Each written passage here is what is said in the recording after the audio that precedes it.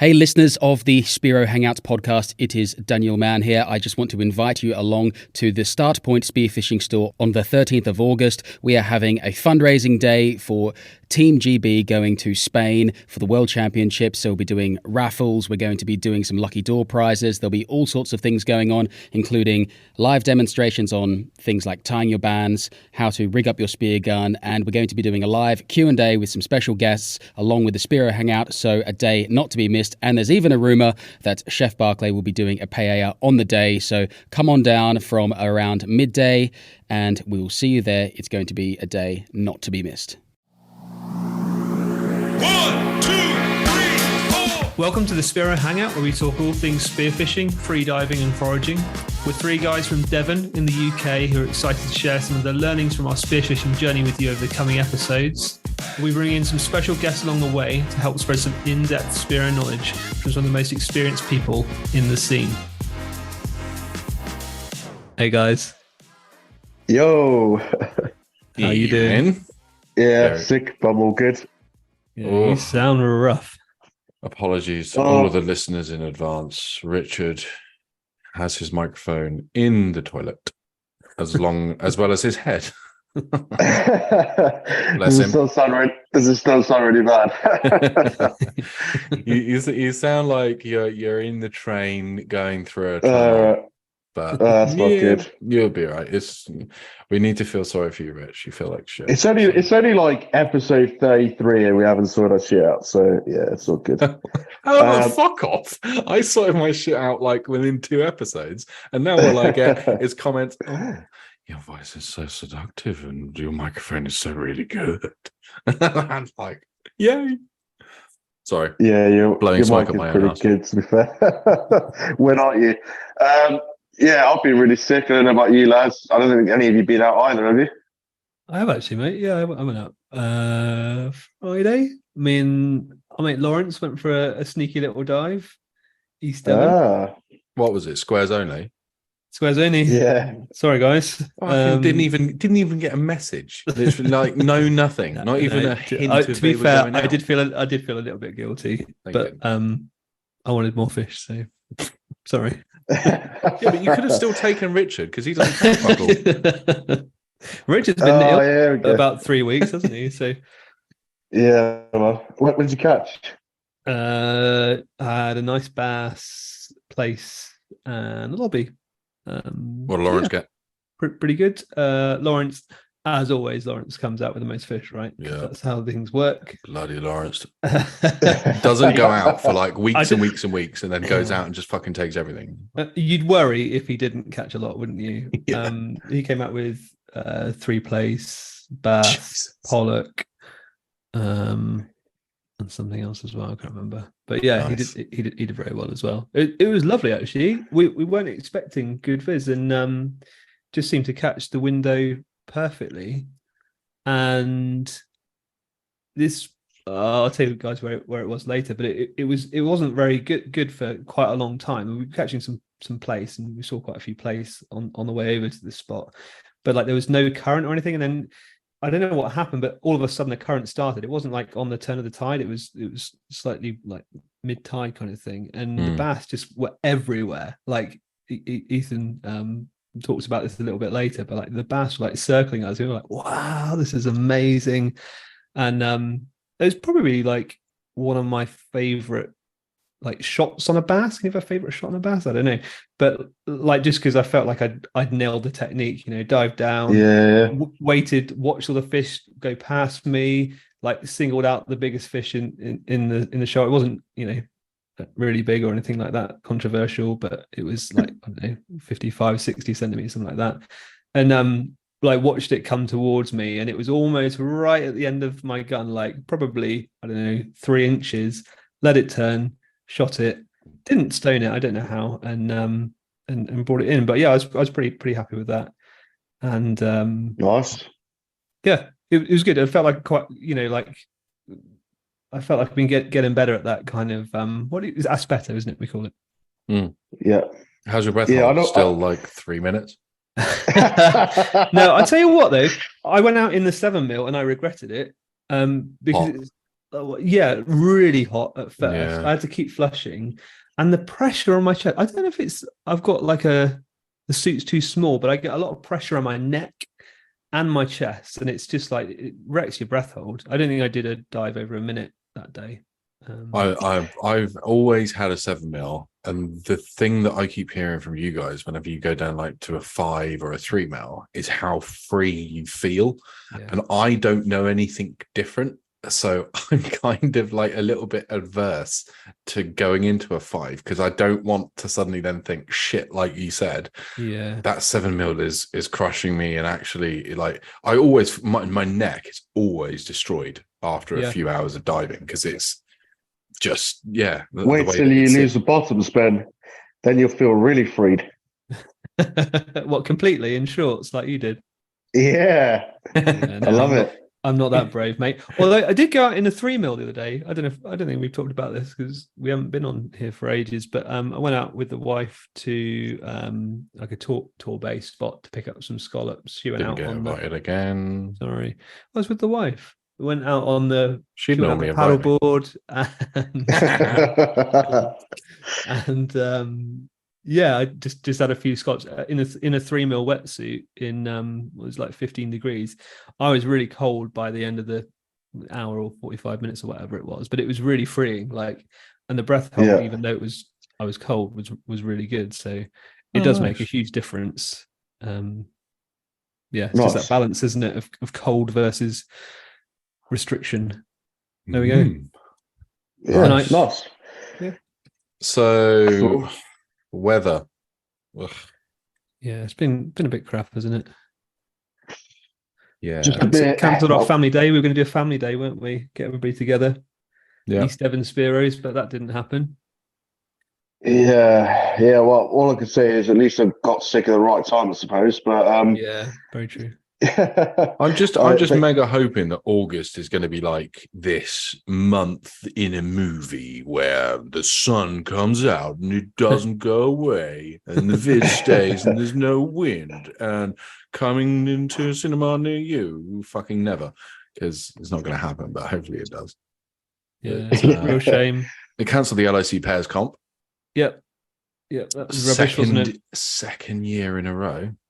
So for every year that I've been spearfishing, and they've all bigged up the LIC pairs comp, and I was really going for it, and me and David were pairs, blah blah blah blah. It's cancelled again on account of just the weather was just shit. So meh. yeah. Speaking of years, how many years you've been spearfishing, Ben? Oh yeah, I had to renew my lobster and scallop license. ISCA. So that means that I've been doing it for 2 full years. I'm now on my 3rd year of spearfishing. So Oh, nice. happy birthday, me. Yeah. Happy birthday. Nice. And then you've been Nice. not fishing, but you've been shopping, haven't you? Yeah. I spent too much fucking money. Go on, how Of much is which it? Come on. Ish.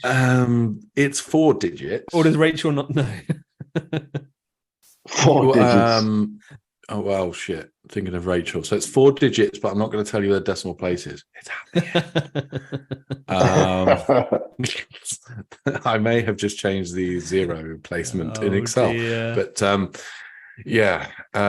it was a decent amount of money. But I just bought myself through, and I've got to shout him out, through Mr. Sam Seeley, which he is known as Bearded Spiro, or now owns and operates the underwaterfishing.co.uk, isn't it? No, because that's the BSA, you penis. Sorry, underwater foraging. I'm an idiot. Underwater foraging.co.uk.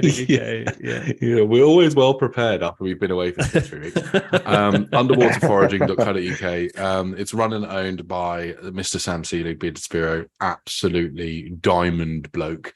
And I've got myself a Mr. Carbon 2.0 full carbon 105 centimeter gun with a 6.5 mil spare. I rigged it myself in Sam Seeley's garage, so it's 100% trustworthy, and it's got a reel on it, and I've put the reel together and on. So I'm definitely expecting to lose this fucking gun.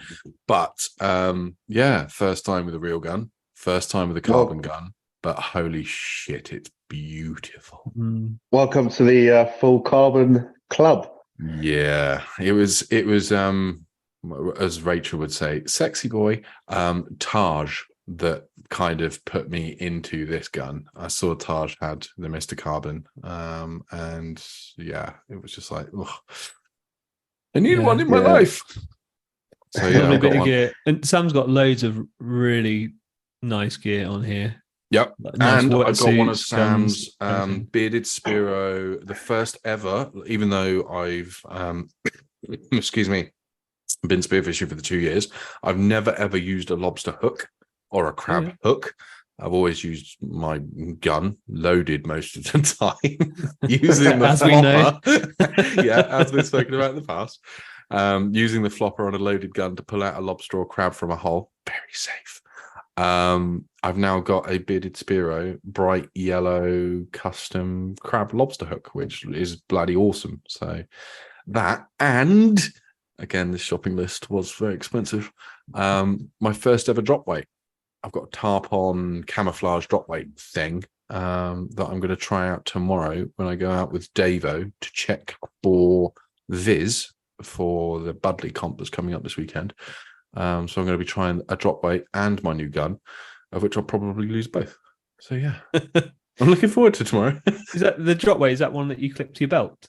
Yes. I've taken one of those out once and I lost it on the beach. Although I did find it again because was that the one you that's what I do. the next day? Yeah. Nice. But they just, so all I've got is a carabiner clip. Not even a carabiner clip. It's one of those like quick opening clasp clip things that I'm going to put on it. I'll attach the float and it to me. Yeah. The gun will be in my hand, but free with the spool and reel ready to go if I shoot a fish. But then I just take the weight off my belt because it's 750 grams. So I'm going to be slightly overweighted to what I normally am until I drop the weight. And then I just swim around the float. Will that hold the float though? I mean, well, we know we're going to Budley, don't we? Because it's a competition at the weekend. Yeah. Budley currents. Pumps. I mean, for me, like that's some of the most intense currents I've swam in, apart from probably up on Skye. So, of course, you were there when we went out and Dave caught that 8-pounder because we were on your boat. That's right. Yeah. Of which we need to talk about as well in the podcast. Let's not. Oh dear, dear. So, do you not think that weight would hold? I don't know, mate. I don't know. I'm really keen. So, I also put a reel on my my 75 this season, but I haven't actually used it yet because every time I've been out, the viz has actually been quite good. So I've just stuck to the 90 and, not really worried about it. But I'm keen to try that style of fishing. And I know that a lot of the more experienced Spiros do that. So yeah, keen to try that sometime, mate. Let me know how you get on. Yeah. I'm thinking with somewhere like Budley, I wouldn't be dropping a float anyway or dropping a weight. That on the particular spot that we are talking about. That's a boat cover only, where you're drift diving that far out on that particular current. So, but no, I mean, in anything else, just like wedge it somewhere. But yeah, like I was saying, if it's that strong, I probably wouldn't want to be taking my weight off anyway, or taking my float off of me anyway, because I'm going to get pushed and my float's going to stay there. But yeah, we'll see. So yeah, £1,000 ish plus maybe give or take VAT. Don't know if HMRC is listening, but if they are, definitely VAT. But yeah, good stuff. Well, let us know how you get on, mate. Going back to your boat, how's the boat? Well, the boat is still with the boat shop, who I've got a few complaints with. I'll be honest. Just seem to be taking ages to get back to me, or just like answer questions really. So I'm pretty frustrated with the whole saga, the broken tubes, the frustration of having bought it I don't know, 6 weeks ago. I've been on it once. Yeah, I'm pretty upset about the whole situation, to be honest, mate. But what it is what it is. Get out the other side of it. I mean, Yeah. all I can do is, entirely pin, and I'm sure you do, pin the blame on me. Yeah, it's all your fault, mate. Yeah. It is. I checked over that boat and it was fine when they fucking drove it.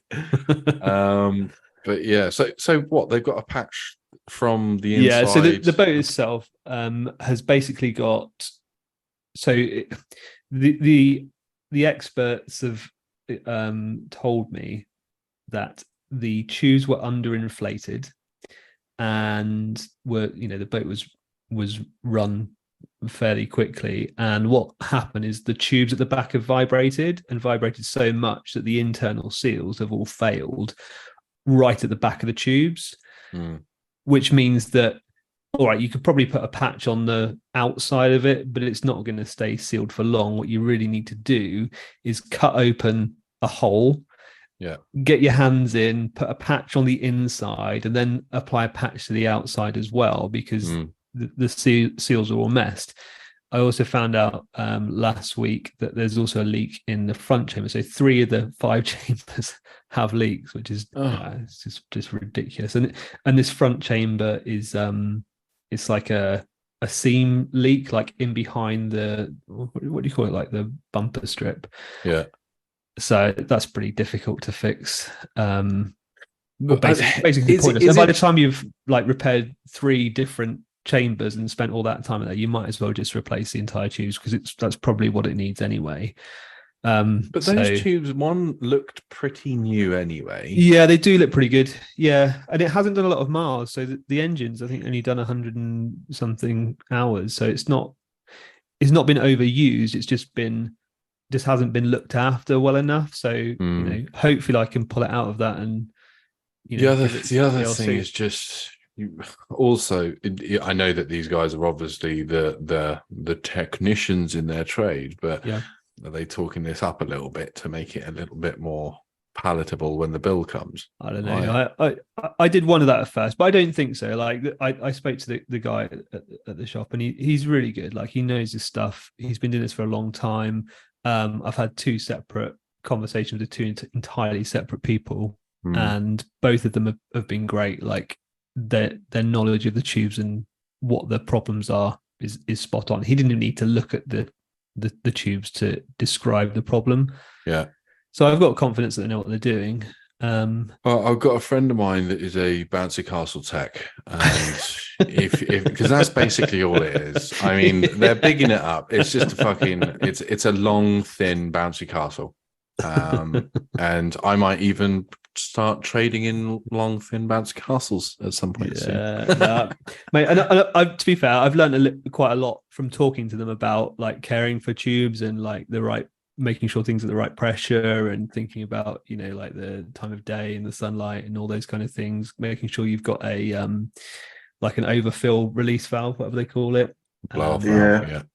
So I've learned quite a bit. I don't know whether that education has been worth the extra thousands of pounds that I'm going to have to pay to get it fixed, but it is what it is. I mean, it's not something that we want, but one, it will be fixed, and it will be a happy boat. It is a nice boat. It's a very nice boat. It's a beautiful boat. It just But we should have also gone to France.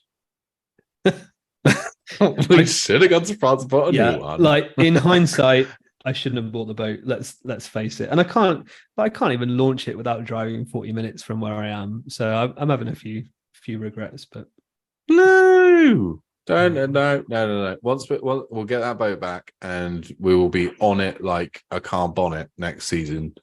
Yeah, I mean, considering it's coming up to winter. No, don't. I am. You can probably tell I'm properly seething. Oh, and that I had an email from one of the technicians, and he said, like, there's no way this boat was in a saleable, seaworthy condition when it was sold to you. Yeah, so it's just whether or not the previous owner of which is known to me, and not that I ever think that he's going to listen to this, but if he ever does, I'm fully aware of what's going on. But whether or not he is aware, Difficult to know, isn't it? Yeah. He's a used car salesman. Of course, he was fucking aware. Dear oh dear. Yeah. Anyway, let's move on, because we have a really exciting guest tonight. He runs a YouTube channel called Jack Rec Adventures. Anthony, I don't think you have watched any of his adventures yet, but I can assure you they are excellent. He does a variety of different things on this channel, one of which is spearfishing. He definitely froths for that. Let's get him on. Yeah, no, I haven't watched any of his stuff. And Jack Rec Adventures, guess his name. Hi, Ethan. Can you hear us? Hey. Hey guys. How are you you doing, all? Ethan? Great, thank you. Thanks for joining us. That's all good, guys. Thank you for inviting me. Happy to have you on. So, Ethan, for those of you or those of our listeners that don't know of you, can you introduce yourself? Just tell us your name, where you're from, and what you're about, what you do. So I'm Ethan Hughes. I live in West Sussex, Horsham. That makes Brighton my local dive spot. I'm a bricklayer by trade. I probably wouldn't say I'm a part-time spearfisherman with the viz we get. I'm like, we don't go often because of the visibility around our way. It's shocking. How bad is it? How often? Mate, I've been twice this year. Oh no. Yeah. It's bad. Yeah. Yeah. How long have you been spearfishing? Actually, when you invited me to come on the channel, that day was my 3 years of spearfishing. Oh, nice. So you've got more experience than we have. Well, Just to get worse, perhaps. I've had some good teachers. And But I mean, this year, I don't know whether you've noticed it. I bloody noticed it. The weather has just been wrong on like every week, and just it's been the worst for diving. How about you? Especially up our way. Like, if we get any easterly winds, that's our visibility done. And it will take weeks for it to come back. I don't know if it's just from the pollution that gets pumped in our way or because we're in the channel between the Isle of Wight, but it's just shocking. Yeah, we're easterly. It just blows us out down here. Anything with easterly in it. So we've got a competition coming up this weekend that we're hoping there is no easterly whatsoever. Or southerly or westerly as well. It's just not playing ball this year. But so there's a note here saying that you grew up by the sea. Are you born and bred sort of Sussex way? No, I grew up in Dorset in a town called Christchurch. Hey. Yeah, which was pretty cool little place. And then at the age of 14, we emigrated to New Zealand. So I actually spent 8 years in New Zealand between the South and the North Island. And then from there, I went over to Australia, done 6 years in Australia, Western Australia. And then I went over to Canada and done 6 months in Canada. And then I've been back in England 6 years now. Nice. Is that for work or? Nah, just my old man wanted to go places. So Fantastic. family went along. Yeah. So the pertinent question is, why the fuck would you want to come back here? Yeah. You didn't. I don't know why I chose to come home. It was weird. I just felt like I needed to come home to find myself. Oh, nice. But you get what's known as a ping pong pom. So they move from England and then they go live in Australia. They stay there for 2 years and they miss home. So they move home. But in the space of those 2 years, home has now changed. So it's not their home. So they then go back to Australia to live because that was more of their home that they know of. Yeah. Makes sense. And over again. Yeah, I think my wife would like to do the same, to be honest. Just go and live everywhere for a year. Yeah. We'll move on to a new home. That sounds awesome. To be honest, I'd quite fancy it as well, but don't tell Lou. I don't know about Australia though. New Zealand maybe, but does everything in New Zealand want to kill you? not as bad as Australia. They get quite a lot of sharks out there. Yeah, well, I weirdly enough, I didn't do any spearfishing in New Zealand. Oh, I done a bit of diving. I had a few Maori mates, and they used to take me diving for kinners.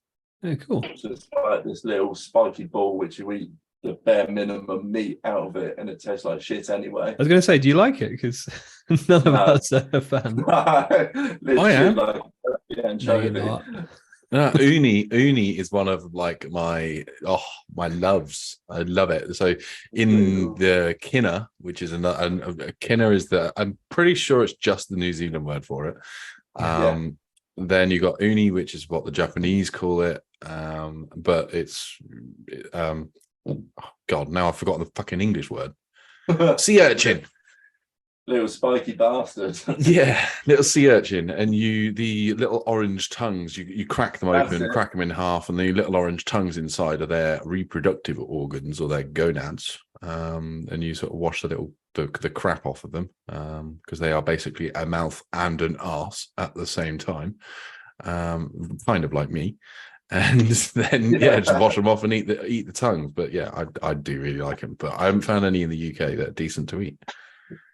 I didn't know that that's what I was eating, to be honest. If I knew that's what I was eating, I wouldn't have fucking eaten it. Yeah, fair enough. I've been watching your stuff for a while, Ethan, and you started a YouTube channel not that long ago, didn't you? What doesn't feel that long ago anyway. I done it. What was the sort of like motivation behind starting that then? I'm one of those people that just try weird hobbies, and then people get intrigued with it. And the amount of people who ask me, like, what do you see? How do you do it? So I thought, right, I bought this little crappy GoPro. And just, that's pretty much where I started. Just sort of filming my dives because I was so scared to talk on the camera. And then just one day I thought, you know what, sod it. I'll sort of do an introduction, do the film. Yeah. And I started just getting like, I don't know, people just complimented, like, said you're quite good behind the camera. Like, you have a personality that's like, I'm not blowing smoke up my own ass here, but you do. It's true, mate. I agree. And a few people said, like, people watch YouTube channels for the person. Like, yeah. Like, I've watched people like ball an egg just because I like the person, you know what I mean, on YouTube. I quite like the way you edit it as well, though, Ethan. I was watching your Wild Camping Dorset and the Brighton one you did before that. I quite like the way you edit it. You've got a few different like camera shots going on. You've got obviously the voiceovers, like explaining the story. I think you do a pretty good job of, considering that you've only just started with this. How are you putting it together? Is it just like a... Well, funny enough, where I'm sat now is actually in an editing studio for my father-in-law. Oh, cool. So that's what he does. But he actually edited one for me, and I re-edited the whole thing. I didn't like how we done it. He was so fucking angry. Like, he makes a lot of money doing this, and I redone it. And that's I'm not trying to make a professional film. Make it look more natural. I think that's where people go wrong. Is I don't know, do they try too hard? Like, I don't know. Yeah, I just sort of do it how I like to do it. There's no like smoky mirrors or anything. Like, if I shoot and miss, I generally put that in there. Yeah. That's the thing that I think I really like about how YouTube and spearfishing on YouTube has changed over the years. It used to just be those shot kill montages. And we were talking about it with Daniel Mann, that it's now actually it's the whole experience, and you get dragged into the story, and then you end up falling in love with the person recording it, as opposed to their sport, because there's only so much spearfishing you can watch because it's all kind of the same, but you just like it's like leeching their experience and their memory out of their video, which is awesome.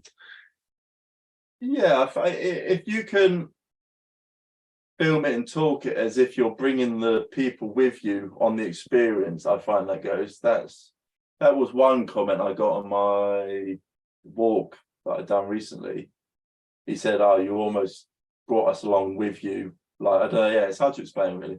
No, nice. That's Yeah. really cool. That was an awesome video as well. Some amazing spots that you were walking mate, past. And I was thinking, fucking- I got to that was get a in fucking there. nightmare. But like the coastline that you were walking along, I mean, it looked pretty inaccessible perhaps for lugging around 8 kilograms of weight and everything else. But like, are you going to go back there, do some diving? I will. I was going to dive it, but I didn't know. I don't really know the waters, so I don't just throw myself into the waters because one, I don't know the currents. Two, no one knows I'm in the water where it's too much. I'm not that I'm not that desperate for a film for YouTube, right? Let's just say, I will do. I had a good little comment actually where they said, because I stopped at a beach and then it rained badly, so I sort of headed back. But he said, if you start there and carry on going the way you went, you start going into some really good bass and lobster waters. So Cool. But I am in Devon in a couple of weeks for a week. You leave my rat alone. Mate, nothing's going to be safe, all right? Good. Be like John Wick. Need to get the music going over the top of it as well. I'm already growing my hair. No, I think it's cool how you just produce what you like, really, and I think that's the important thing, isn't it? Where you don't produce because you think it's going to get views. You just do what you enjoy, do what you like, and like you do what you like to watch, and it comes across that way. I think certainly to me it does anyway. Similar to what we do with this podcast, we get criticism for bits and pieces, but we do it because this is something that we would listen to. Just three blokes talking shit, getting people on and having a laugh, and it's just one of those things where you do it because you enjoy it, and that's what makes it special to you, and that's how it comes across in your videos anyway. So yeah, it's really cool, man. I've always said to myself, if I ever go do a video because I need to do a video, I'll stop it. Mm. If not, I mean, if I ever feel the need that I'm posted for ages, I'm just going to stop it because that would kill it for me. Mm. I do it because I enjoy it. It is. Yeah, we had some feedback on the last episode. I think me and John were using a little bit more foul language than usual. What the fuck are you talking about, Anthony? Don't be a dumb fucker. Come on. No, I'm toning my swearing down. I'm listening to the people. Like, fuck am I? But yeah, it's I like Rich is saying, the reason that people watch you and the reason people listen to us is they enjoy the personalities, even if most of them are grated by me. They still listen to Richard. Fuck knows why. Send me to sleep. I had one comment, and it was because I shot a wrasse, and I actually quite like them. Obviously, my mother-in-law's Japanese, and they cook anything. Yeah. And then the comment was something like, "Oh, you're making Spiros look bad because you shot a wrasse and it's undersized." And I just said, "Listen, motherfucker, like you got two choices: shut up or don't watch my channel ever again." Literally, Nice. I'm literally holding it, and it was a beast of a wrasse. Yeah. One, I'm allowed to shoot it. Two, I ate it. Yeah, you're coming on just giving me just negative, man. Just leave me alone. Some people haven't got anything better to do, have they? How did you cook the wrasse? What's your go-to, or your mother-in-law's go-to? She actually, so if you fillet it, wrap it in salt and tissue, put it in the fridge overnight, the meat turns like a cod-like flaky, and then you deep fry it. Cool. Mm. Nice. Everyone soaks it in lemon and some shit, don't they? And cooks in lemon or so, I don't know. Ceviche. Yeah, lime. Yeah, everyone's doing that. Yeah. It's in that Spiro recipe fucking book. So. I was doing it before we got that book. But yeah, oh god, yeah. I've been doing ceviche since I started spearfishing, probably before actually. I can't remember when I tried it first. It was when I was a kid and just fell in love with the flavors and textures and stuff. So as soon as I started shooting one, if you haven't tried it, it is well worth it. It's a really nice way of doing it. I don't often blow smoke up Anthony's arse. I mean, literally never. Doesn't need it. Yeah, exactly that. But I will say his wrasse ceviche is bloody beautiful. I'll send you the recipe after, so you can do it with some of the Devon wrasse, because that's yeah. they are good having it like that. Some people say you got to freeze them first, but so I've got a note here that says obviously you're always out and about with your videoing as well, or what you video, and you take your lad with you. Have you got a little boy? I do, yes. Oh, nice. How old is he, and how into have you got him spearfishing yet? So he turned 5 last week, Happy birthday. and he's just started to learn to snorkel actually, which is a good start. But I've taken him, what we've been beach fishing, we've been boat fishing, I took him boat night fishing, Magnet fishing. babe fishing. Honestly, take him down the park and it's like mum heaven. Don't let my missus see that. No, he really has got a love for being there with me doing it. And if you watch some of the videos and just how he talks to the camera, and he just loves being involved. That was another reason why I do it, because he loves sitting there watching it. Nice. He's a real hands-on little fella. Awesome. And I don't want him sat at home on an iPad. Yeah, I was just about to say that's it's important to instill these memories and knowledge into children at an early age, isn't it? Rather than, as you say, sat in front of an iPad or TV or whatever, get them out fishing, get them out exploring, and it sort of builds character from an early age, doesn't it? It's to be honest, like with the YouTube, my channel will always be there. So when I die, and then they're like, "Oh, what was Grandad like?" It'd be like, "Yeah, check out the YouTube channel." Bang, there I was. Grandad was a dickhead. Yeah. You don't want to watch that. Now we know what he's like. Oh, that's enough. You're bringing up your kids in the wild. They're not going to grow into those 3-spirited penguins that are out and about in this day and age. Yeah. What was your upbringing like? You were by the sea and in the ocean quite a lot, Ethan, were you? My upbringing, looking back, I was really lucky. Like when we emigrated, I hated it, but looking back now, I'm like, shit, my old man took me around the world. Yeah. As much as I hated it and I left all my mates, but I've seen things that people only dream of. Like New Zealand is a phenomenal country. Nice. Australia, I was in the bushfire brigade, so we were fighting all the wildfires, bigger than London. Wow. We got helicoptered into the middle. So when they got too big, you'd literally leave your fire engine in the forest, get helicoptered out, and then the new team would get helicoptered in because it took too long to drive to chase it. No way. That's insane. Yeah, it was mad.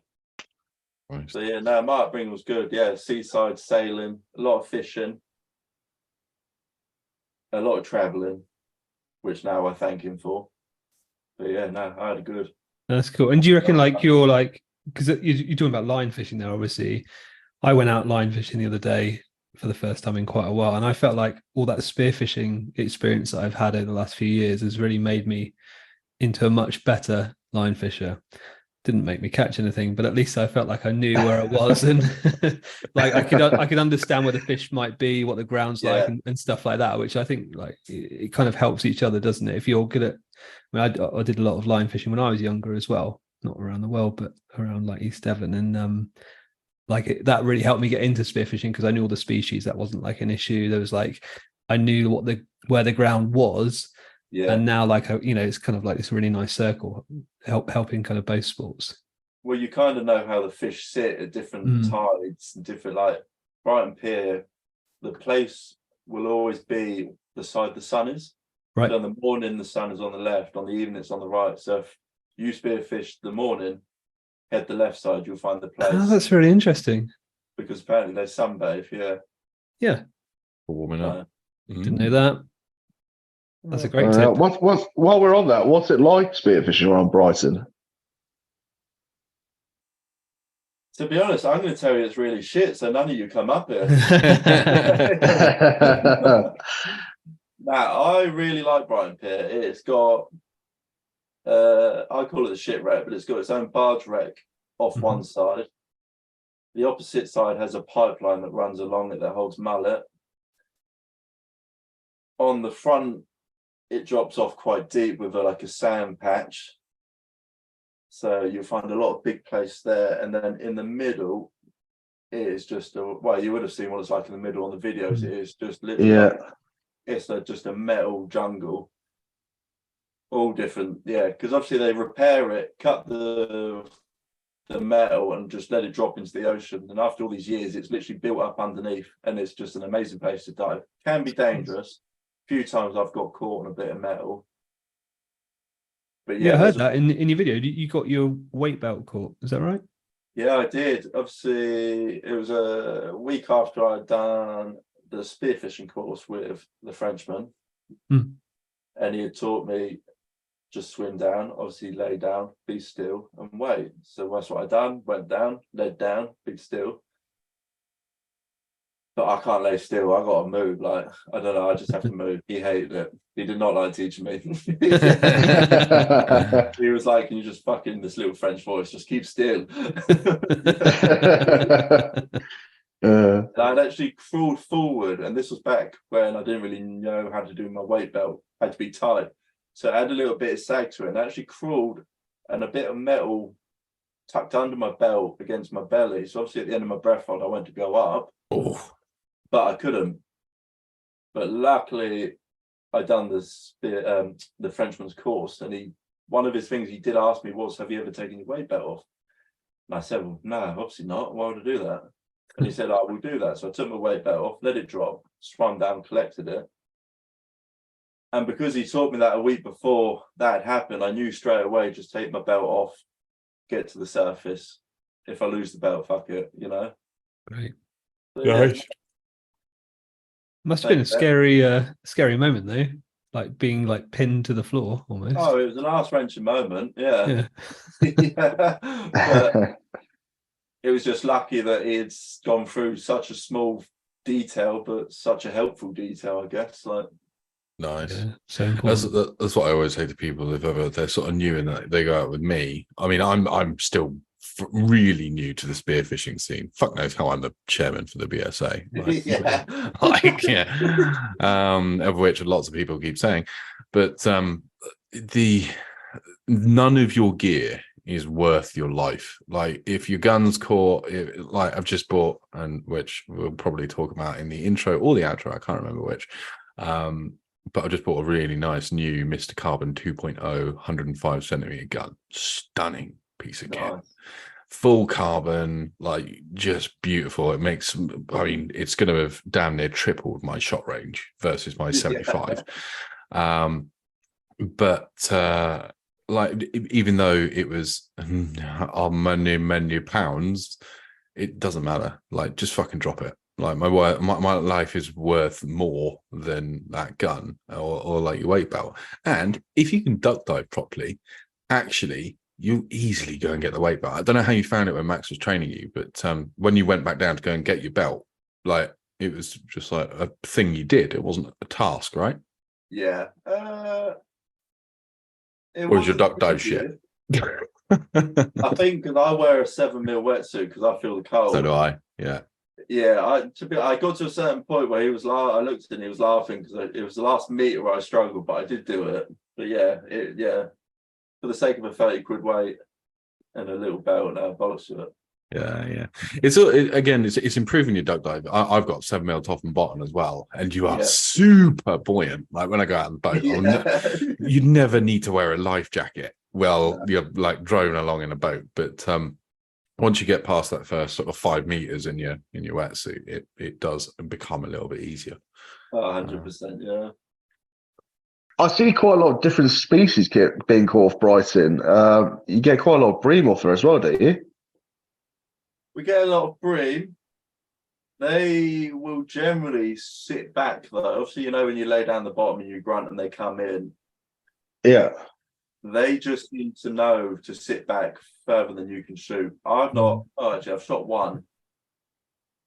But yeah, they always just sit back out of range, and because the visibility is never that great, they'll just sit back where you can just about see them. Yeah, they're clever little buggers. Yeah. And you like, it's quite a lot of other species being caught around Brighton. What's on your hit list for this year that you haven't had so far? My hit list will have to be obviously a bass. I know it sounds stupid, but I've not yet shot a bass. That's Whatever. Once when I went out with the Frenchman on a charter, but it got off. When I went diving without my spear gun, I was circled by them down in Devon.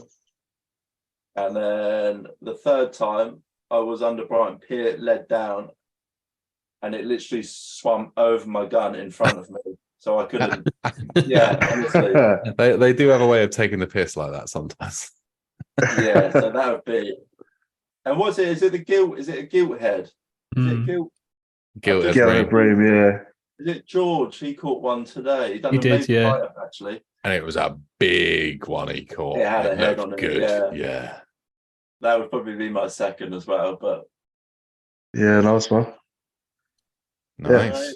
Well, in terms of bass, I don't know whether you're around on Saturday, but we're hoping that the Budley BSA competition is going to be going on Saturday.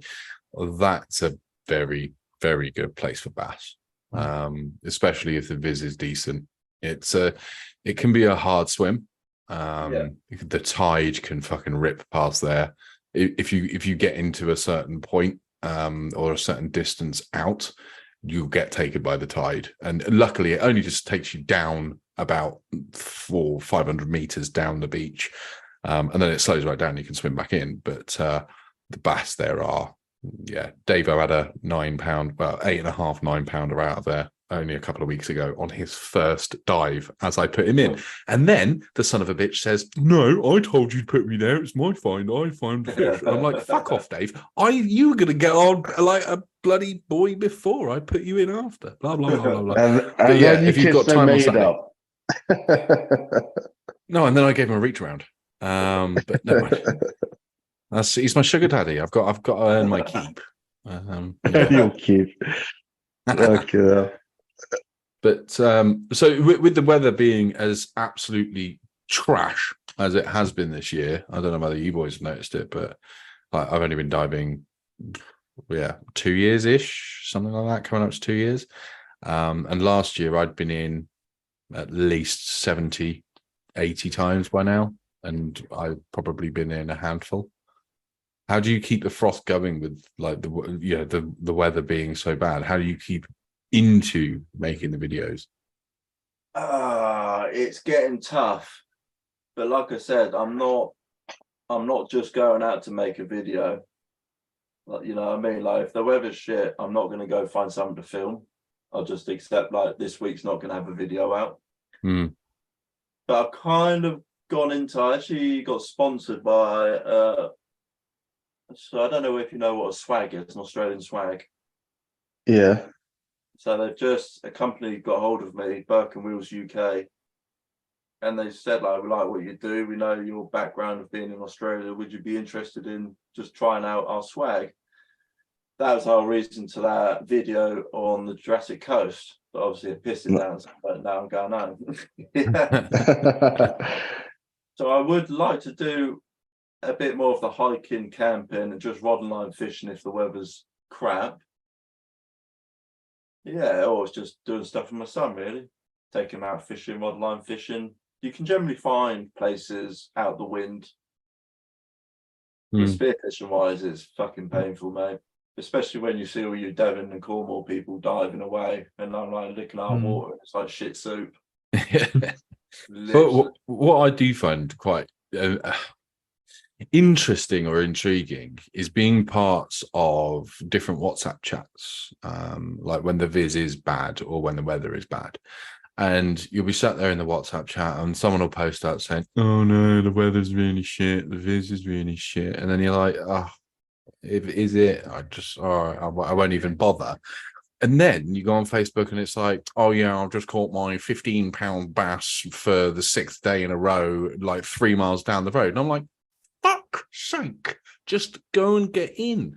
But I don't know if any of you other boys find it sort of demoralizing seeing other people post shit stuff in WhatsApp chats. But Yeah, I think you got to like work it out for yourself. If you know how to use Windy and Magic Seaweed or whatever the new thing's called now, like you can usually work out if there's going to be some viz. You know, you might be accurate to within a meter or so, which to be fair, off of East Devon is either 1 meter or 2 meters. But, Yeah. and Ethan, you were saying, but yeah. a second ago, obviously, we were talking about you and your lad. Do you do much shore sort of foraging? No, because you'll generally find needles in Brighton. No. Not joking either. Oh dear. It ain't called a party town for no reason. Like, the stuff I found on the Brighton Pier, I found Foster pint glasses, I found car batteries, mobile phones. Yeah. There's actually at the moment, everything you're saying is you went out and you made money. Like, weigh the batteries in, stick the phones on eBay as partly used. we actually, one of the Brighton divers, they found a phone that was actually posted lost 2 days before that, and they actually returned the phone to the owner. They dropped it. They went to do a selfie, dropped it off the pier, and yeah, one of our divers found it. And actually, nice. So yeah, And we found nice. a drone, didn't we, in our first year of spearfishing? Yeah. I What was- did you I do? was- Did you sell that on? No, yeah, straight on eBay, 300 quid, absolutely fine. Good condition. No, that thing had been under How much for do you want It for was pretty bad. but I think it's somewhere in my hellhole of a life. I've still got that SD card, and that was perfect. It's amazing how well they stay like fine. Yeah. The gold contacts on them were absolutely fine. So if I stumble upon it at some point looking through PC stuff, I'll definitely have a look and watch the drone splash into the sea and try and find the owner. That'd be cool. Ethan, you guys have quite a good community around Brighton as well, by the looks of it. There's quite a good few solid guys around there that seem to dive together a lot. Mm. Is it like that, or is it just, have I got it wrong? It's picked up. So there's probably a few locals of us. There's probably about 10 who live quite close by, but a lot of them come down from London. And Yeah. my friend who I do the admin for the page, they did try and do like a spearfishing day. I couldn't do it because I was working, but there wasn't a big turnout just because we got so many come down from London. I was going to say that's one of Dan Mann's local haunches that I see him do videos on. Yeah, Dan Mann comes down. I've not yet seen him down there. He's quite a good name for us to have the dive bar area. Like, he does really good videos. But you can tell when Brighton Pier has been hit hard.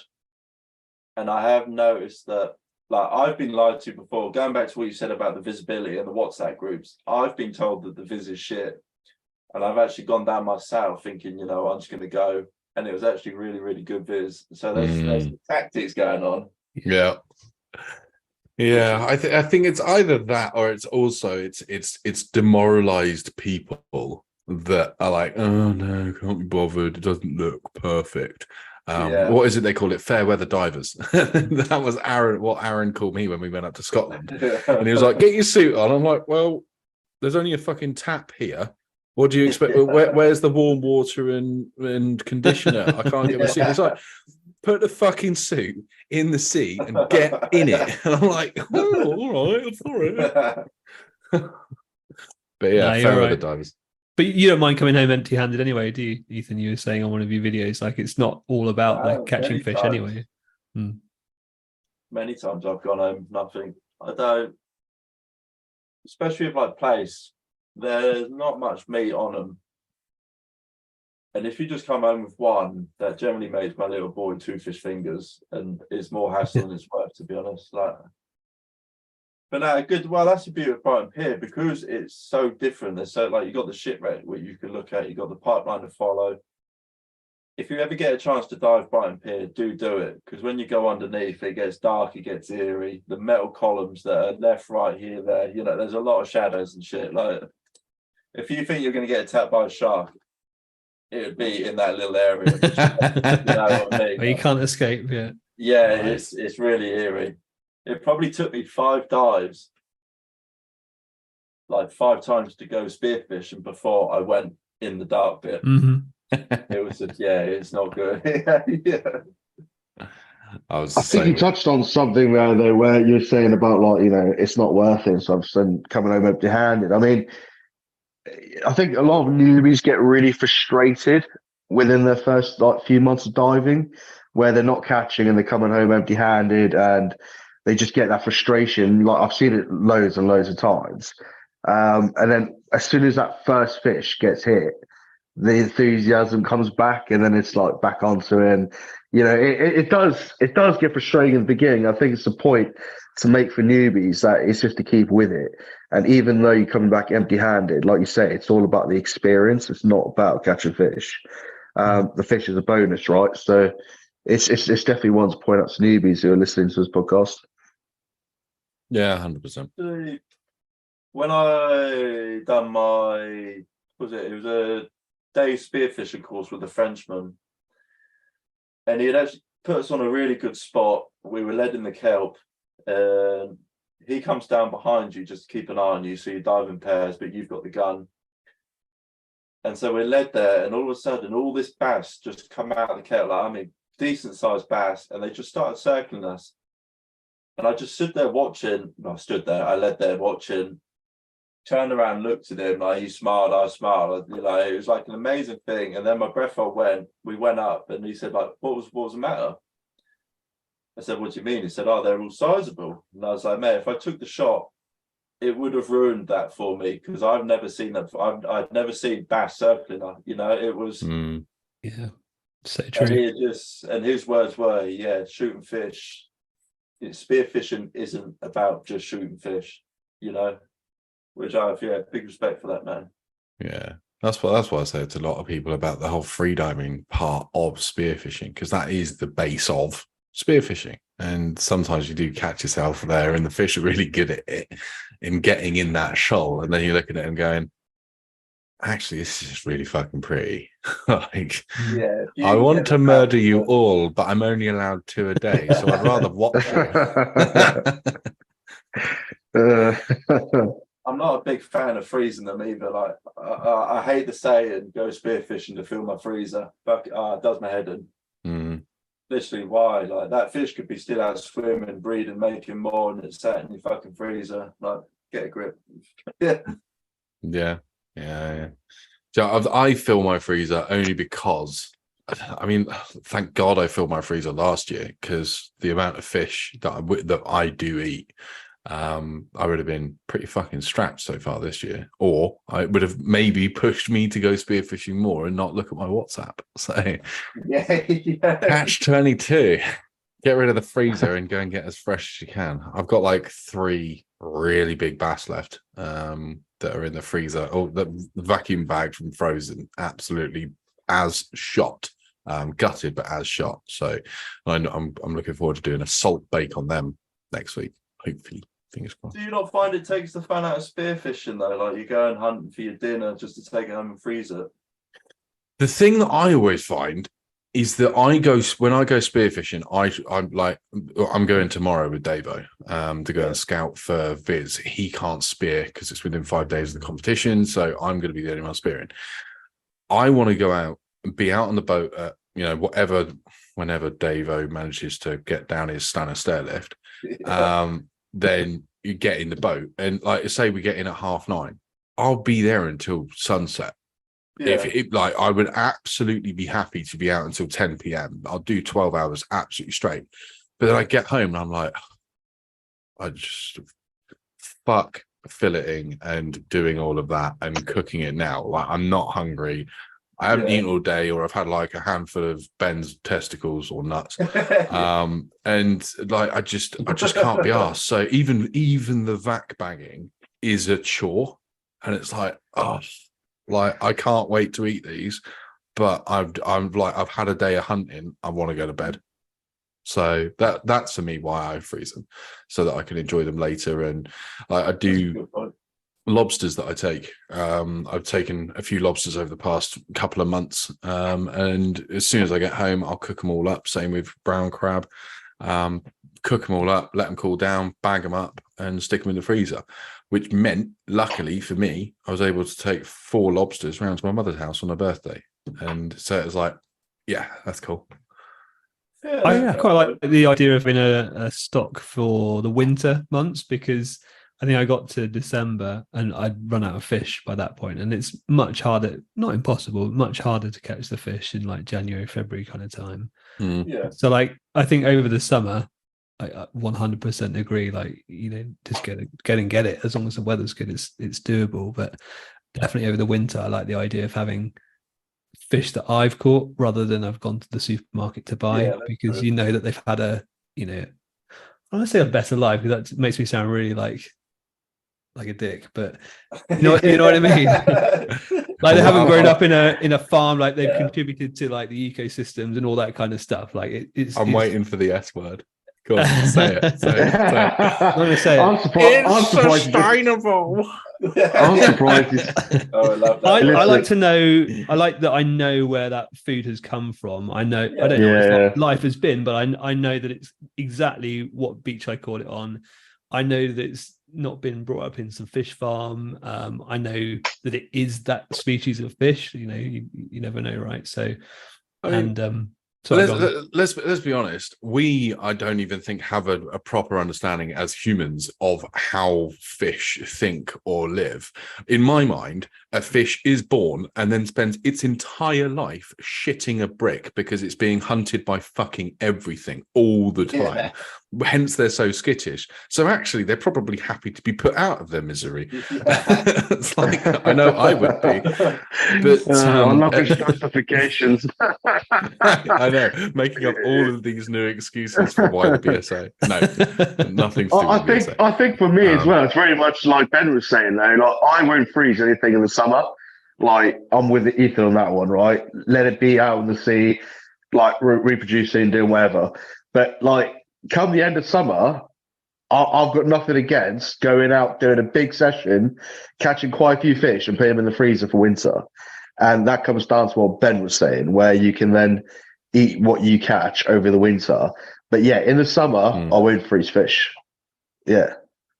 Definitely. That said, like, as long as you're actually eating them, because like, I know some people that wouldn't necessarily eat everything, and then it would go to like brown bait or something like that. Like, I don't agree with that. Like, you shoot fish to eat the fish. Yeah, 100%. Yeah, definitely. Yep. Cool. Where were we going with that? Quick fire questions then, shall we? Let's do it. Good. We ready? I'll kick us off. Ethan, what piece of gear couldn't you live without? Probably my wetsuits. It's so fucking cold here. What wetsuit have you got? What's I've got 2. I got a Mares 3D, I think it's called. And then I've got a Salvamar. It was just an old second-hand one. Someone in Cornwall sold me. Cool. Does the job though? Exactly. Nice. It keeps me warm and I piss in it. And that leads us on to the next quickfire round question. No, I will not ever get a pisset. No, that answers the question. The question was pisset or no pisset. So we know that you like me, stinking of your own piss, which is fine. Hey, Brighton is like the gay capital. Last thing I want to do is walk across the beach, my knob flapping about. Yeah. It won't be the fish I'm worried about. I'll be the fish being hunted. Touched inappropriately in your spearfishing gear. Yeah. It's probably man walking up the beach with his willy out. Let's get You touchy. worry Yeah, about but- male seals. I worry about male men. it's probably like the only place in the UK you can walk around with your set on and probably fit in. That's why Dan Man goes down there. That's the only reason is he likes parading back out with his winky out. That's why he does it. Obviously, it's like a baby's arm. If money was no object, what would you buy? Well, it wouldn't be a bigger freezer to keep my fish, that's for sure. It would probably be. Oh, I don't know. There's just so much spearfishing shit you can buy. Literally, I have guns which I've never even shot. Probably be another boat. Are you a bit of a gear freak? Are you? Or...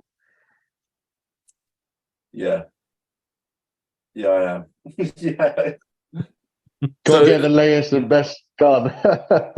So one of the It's things, the it's the wetsuits that get me. Some of the patterns of the camo, like there's some nice Rabbit Tech ones in Australia, but the price to ship them are just phenomenal. nice. And so out of your gear, one thing that's new for me on my gear is a drop weight. Have you got a drop weight? Have you tried drop weight? That's generally how I hunt Brighton Pier. I've got a reel on my spear gun, and then so I have no float line attached to me because if that gets caught and tangled, I'm not going to come up. So I literally drop the weight, or I come up with an idea the other day. Obviously, I got my fishing magnet, and because Brighton Pier is metal, I was literally just going to tie the magnet onto my float and just stick it to the column. Nice. Yeah, that's my next try. But yeah, that's just how Good I idea. fish Brighton. Yeah, I like it. Away from me, just dive around it, line free. Knowing the strength of those magnets, I've now got this image in my head of you like 5 meters down with both feet and fins on the side of this fucking H-beam pylon, trying to yank your magnet off this fucking pier and it going down. That would be funny. Was there a float out there and there's no spearfishing near it? Oh, I used a magnet. I can't get it off. Yeah, they've got some spread. That'd be funny. And last question. Yeah, last one is what's your favourite fish to hunt or eat? Or both? I really like place. Same. Like many times I've led, like obviously I go back and edit my videos. Many times I've led down on the sand hunting only to be led on top of one. And it's only till I push myself up and swim up that you notice it when you edit it that you're actually led on top of a decent place. But because they rely so much on their camouflage, they don't move. Yeah, they're just a phenomenal little fish. Big respect for them little buggers. And how do you cook them? What's your preferred way? Oh mate, oven bake them, barbecue them, fish finger them. Nice.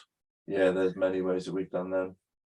Nice. Well, going back on, I know that your mention of hate for lemon and lime earlier on when we brought up Ras, but a little bit of lemon on top with capers and a bit of butter, fry it whole. Not fry it, sorry, oven bake it whole. And yeah, just Nice. so fucking good. Perfect. Awesome. So tell us a bit obviously about your YouTube channel. Tell us the how people can find you, because I'll be completely honest, I've never heard of your channel and I haven't seen your channel. Really? So I know. I don't think I have. No way. What's your YouTube tag, or what do they call it? Your hashtag, your Bumble, your TikTok. So the thing? name of it is Jack Wreck Adventures. Jack being the name of my son. The day I started it was the day I found the shipwreck off of Brighton Pier, because I've been looking a while, and then I just whacked Adventures on the end of it. So yeah, Jack Wreck Adventures. Amazing. Nice. I've actually Definitely got some watching to do. so many people. And it- I've walked along Brighton and people being like, Jack. And obviously I've turned around and what's that? But I'm not. My name's Ethan. Jack ain't my name. But everyone thinks I'm Jack Rag. I'm like, yeah, that is a cool name. Unfortunately, it's not. What's up with the channel? What's anything big coming up or? Well, I'll be in Devon soon, so wait and see, guys. Sweet. Yeah, nice Who one. are you coming down with? Well, my mother-in-law lives down there. That's the reason why I got into spearfishing, to get away from her when I went down there.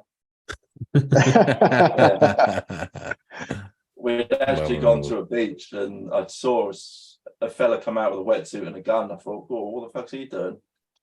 I went home and searched on YouTube, Devon spearfishing, and then obviously Mr. PK come up. Such a handsome fucking English voice. And yeah, just saw where he dived, and I just looked over at my mother-in-law and I thought, you ain't gonna fucking follow me down there. So that's why I started spearfishing. I go to Devon, I can fuck off to the bottom of the ocean where that woman won't get to me. We'll give us a shout if you are around. We'd love to get out I was going to say. Thank you for inviting me on this. Oh, pleasure. Oh, absolute pleasure. So just once again, shout out your socials of where people can get you. Just be YouTube, guys. Jack Rick Adventures. Look me up. Like I said, I'm all about. My channel's more like, there's so many people out there that want to tell you how to do it. They want to teach you how to do it. Where my channel is getting out there and doing it. I had a cracking message on that Jurassic Coast walk.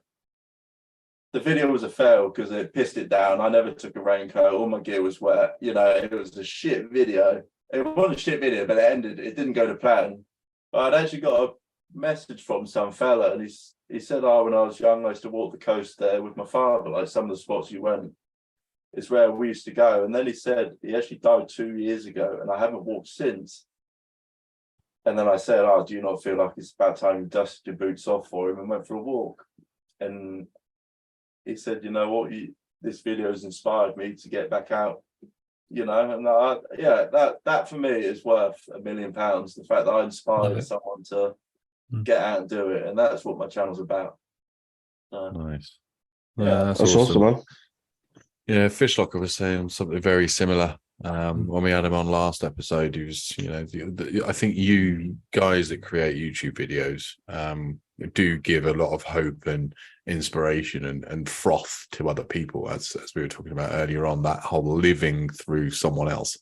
That's one thing that YouTube is really, really good for. I don't know what us three inspiring anybody apart from Spunk and Hank. It's like, these fucking free dickheads. Don't forget criticism. Oh, we get lots of that. Criticism's good though, and I think that we get the criticism because the really, really, really good spearfishers, the one that criticize us, listen to us because they obviously want to know how wrong we are about such stuff. So they need to make sure that they're listening so that they can correct us whenever we say anything to any of the listeners. If it's one thing I learned from YouTube is your enemies follow you more than your friends. Oh, yeah, you make more money for out sure. of them. Honestly, half of my views are a few people who fucking hate me. Nice. Awesome. So anyway, we appreciate you coming on, buddy. Yeah, thanks so much. Keep up the great work. If you are coming down Devon Way, as I said earlier on, leave my fucking ass alone and let us know if you're going out, and one of us will try and get along, if not a couple of us. But Jack Wreck Adventures, Ethan, thank you very much for coming on, mate. Cheers, guys. Thank you. Stay safe. Cheers, dude. Cheers. Catch you later. Yeah, that was really good, lads? Yeah, lovely to talk to the guy. Nice chat, definitely. I really enjoy his videos. I've watched it for a while, actually. They're really down to earth. I like him. Yeah, me too. I really like the variety as well. It's not like just one topic. I think one of you was saying, like, you can almost not get bored of spearfishing videos, but like it's nice when there's like another dimension to it. Like it's not just about shooting fish and, you know, we've all been underwater. So I quite like his thing. And I really like the way that he gets his little kid Jack involved as well. Yeah, for sure. Yeah, definitely. Great personality. Something that, I haven't seen any of his videos yet, but he will definitely be my winter watch in this coming season. That'd be good. Yeah, for sure, man. Well, we've already said how shit the weather is, but hopefully it clears up soon. I'm not competing this Saturday. because obviously I'm still sick. But Yeah, we yeah, got fingers. Budley Comp on Saturday, haven't we? The 2023 BSA Budley competition being held on Saturday in Budley Salterton. It's going to be starting from Lime Kiln Car Park, which is the big, huge car park that everybody goes to at the end of Budley. We'll probably be at the very back just to, if the weather is good, there's going to be a lot of people in that car park. So yeah, come all the way to the back. You'll see our little gazebo, and you'll probably see my boat anchored out there, or not floating off down the fucking road. Who knows? If the weather is good, yeah, exactly. So we're going out tomorrow to scout for Viz. I don't think. I don't know if you've looked at because the weather keeps changing at the moment, doesn't it? I don't know if you guys have noticed, but every time I refresh this stupid new app that annoys me far more than Magic Seaweed did, it's now up to 1 meter of swell on Saturday, which is getting to the point, I guess, where you can't see the flags as a safety boat. See, I don't use any other app apart from Windy and cameras. And although Windy has changed in the past 2 weeks, which it always does, and why anybody looks 2 weeks in advance on something like weather apps is just, I don't understand it.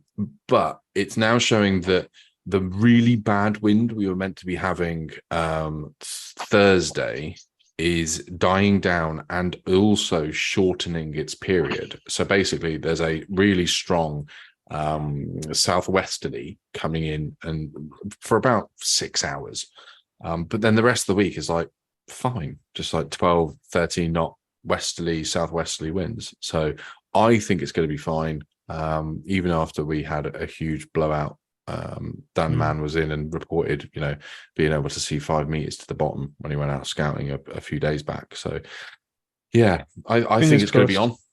Yeah, the current should clear it, I think you're saying as well. So yeah, Budley is one of those that it's kind of not a headland, but it's at a point where the water that's coming past is coming directly from deeper.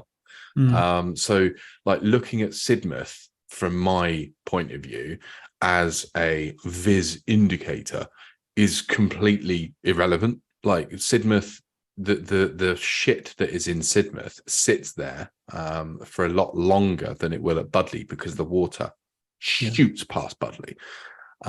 So yeah, I think the only way to tell with Budley is to go out, and we're going to go and have a look tomorrow. But yeah, the competition will be sign-in starting from 9 a.m, comp starting at 10 and finishing at 4 with a weigh-in at 4:30, and all the trophies which I've got, and they're very pretty. So yeah. Ooh. But I'll be safety boating, so make sure you're good at spearfishing because I ain't going to save shit. I'll probably end up running you over. It's your second time doing that, though. You should be pro by now. Yeah, I've run only 3 people over. Daniel Mann was very close to being run over last time. No, you've got absolutely full support from me in the boat. But if you're not a BSA member, you can become a temporary BSA member and sign up on the day.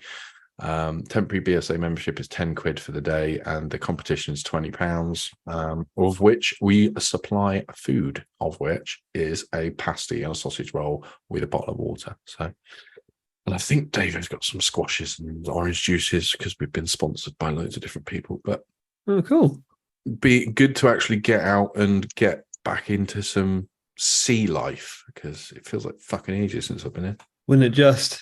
If it doesn't work, maybe we should just head down the coast somewhere and go spearfishing somewhere else. It'll work for that. It'll work. But yeah. Budley is fishable in 2 meters viz, of which I've only ever seen Budley that bad viz once, and I still caught bass. So cool. I think it'll be good. There'll be complaints though. It's not 20 meters fish. I'm a fair way of speed fishing. But yeah, no, I think it'll be on. Nice one. Well, cool. Looking forward to it. Looking forward to seeing you guys. Are you going to come down, Rich, or are you convalescing? Is that the right word? Yeah, no, I'm going to spend my time doing other stuff.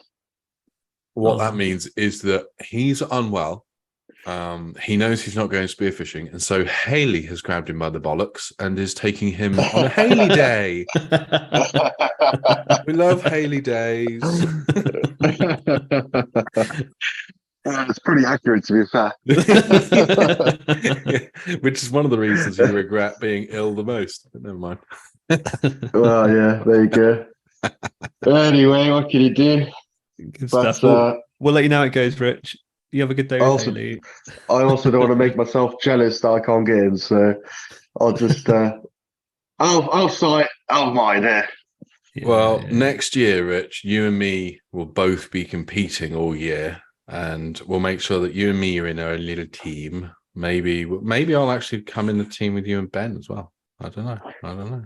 Oh, I think we'll have you, but This is true. All right, can you send me the email address I need to apply? But yeah, we'll compete all of next year and try and actually do well. Yeah, it'd be nice. yeah, cool. Awesome. Man. Well, Much else on? no, I don't think so. Hopefully, we can organise ourselves and get another podcast up fairly soon. But yeah, we've all been feeling like shit, haven't we? So apologies to the listeners, but yeah, we'll try and sort out for the next one fairly soon. Yeah, been a busy time for us. But in terms of people that are listening to the podcast, if you feel like you've got something to give as a guest and you would like to be a guest on our podcast, please reach out to us. There's a lot of people out there that have got some fantastic stories that we don't know about. And if we don't know about them, we can't get in touch with you to get you on. So if you feel like you've got good enough stories and you want a little bit of banter, you can either come on solo or come on with as a group of you. If there's a group of you that spearfish, get in touch with us on all of the social media channels. We'll be absolutely happy to have you on. Hey, listeners of the Spiro Hangouts podcast, it is Daniel Mann here. I just want to invite you along to the Start Point Spearfishing Store on the 13th of August. We are having a fundraising day for Team GB going to Spain for the World Championships. So we'll be doing raffles. We're going to be doing some lucky door prizes. There'll be all sorts of things going on, including live demonstrations on things like tying your bands, how to rig up your spear gun, and we're going to be doing a live Q&A with some special guests along with the Spiro Hangout. So a day not to be missed. And there's even a rumour that Chef Barclay will be doing a paella on the day. So come on down from around midday and we will see you there. It's going to be a day not to be missed. Will be fantastic at Start Point with Joe Barkley and Daniel Mann, and probably loads of other people. Yeah, should be a really good afternoon. Fantastic. Awesome. Cool, man. Sounds right, good. boys. Well, I will speak to you tomorrow. And yeah, it's been a great episode. And I'll see you on Saturday. Apart from Richard, I'll see you later on this week because I'm picking up the fucking radios and med kit and all that stuff. Because you're a letdown. Well, not the first time I'll be told that. I love you all. Cool. Yeah, we'll see you, mate. Right. Catch you later. Catch you later. Bye. Bye.